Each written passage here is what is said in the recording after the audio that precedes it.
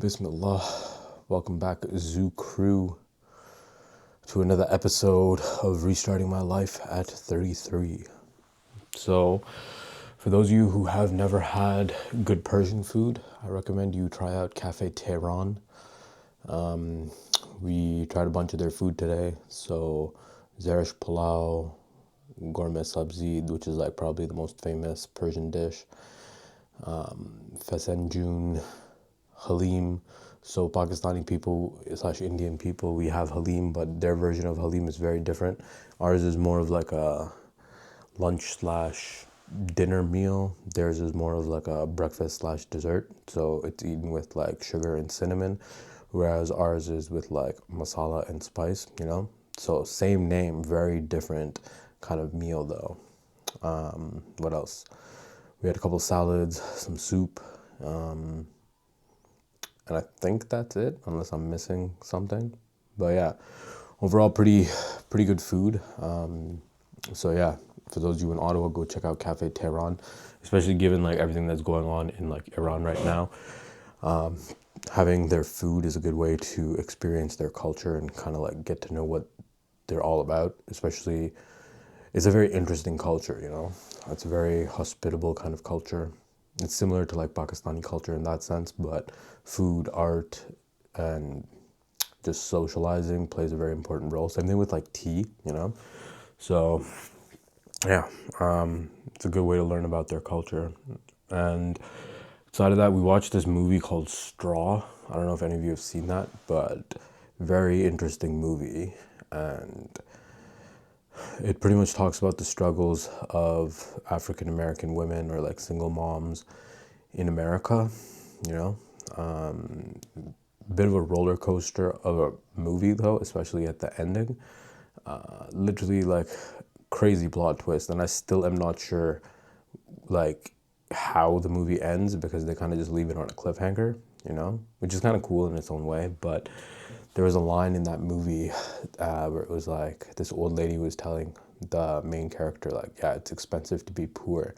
And I think that's a very valid point, right? So when you are poor and you're like trying to survive, things end up costing you a lot more, right? So let's say in terms of clothing or like shoes is a good one, right? Somebody who can afford to buy like $200 shoes, those shoes are generally going to last them at least 10 years, right? Whereas somebody who's buying like $10-20 shoes, although I'm not even sure if they make shoes for that much anymore, but the number is arbitrary, right? Let's say you can only afford like $10 shoes. Those shoes are not going to last that long. So now every like couple months you have to keep replacing the shoes, right? So in the end, you end up spending more than the $200 on these like shoes that are just not very good quality and just keep falling apart, you know? And then even outside of that, like if you don't have the minimum amount in your checking account, like you're gonna get hit with extra fees, right? If you have over 3K in your bank account, you don't have to pay all these extra fees. So the system and the world is designed to keep people without money stuck. They don't want to see you rise. The system gains from you being poor, right? So it's why it's designed like that. And the people who are rich and powerful don't want to give up their power. And like even our economy, like with the way the world is and like baby boomers, etc., like they want to see real estate prices go up, right? They want to see the healthcare system stay the same. They want everything to stay the same or like change for the betterment of their lives at the cost of future generations, right? And like we're seeing this all play out right now where like back in the day, you'd have somebody working at McDonald's, their wife could stay at home, raise the kids, they have 2 cars, groceries are paid for, etc. Now, like, it's gotten to the point where even if you have two people making 100K a year, they can barely afford to buy a house, right? And it's by design because the people who own the assets don't want to see their assets lose value. The people who have power don't want to give up their power, you know? So it's a very cruel world. It's a cold world. But in my opinion, like once this everything bubble pops, the game will reset. So like for people my age, your age, maybe younger, like the opportunities are coming. The system will collapse and a new game will begin, you know? And the biggest like predictor of this is the fact that now silver price is skyrocketing. So a few videos ago, like I explained to people like, yo, the everything bubble is gonna pop. And like I posted a story to my Instagram about this a while ago too. Like the everything bubble is gonna pop. Cash out of all your assets, stocks, real estate, etc. If you own a business, you'll be safe because you can like barter for other like goods and services. But realistically, like we're shifting out of this fiat currency model into like gold and silver, to the point where now, like, I don't know if this is fake news or not, but apparently Florida starting this year will be accepting silver and gold coins as like legal currency, you know, as on top of the dollar. But yeah, and I seen there's even some news coming out of Japan, like they're getting ready for massive economic collapse, right? So they're printing a lot of money. So yeah, I mean, I've been waiting for this everything bubble to pop since like 2021, 2020.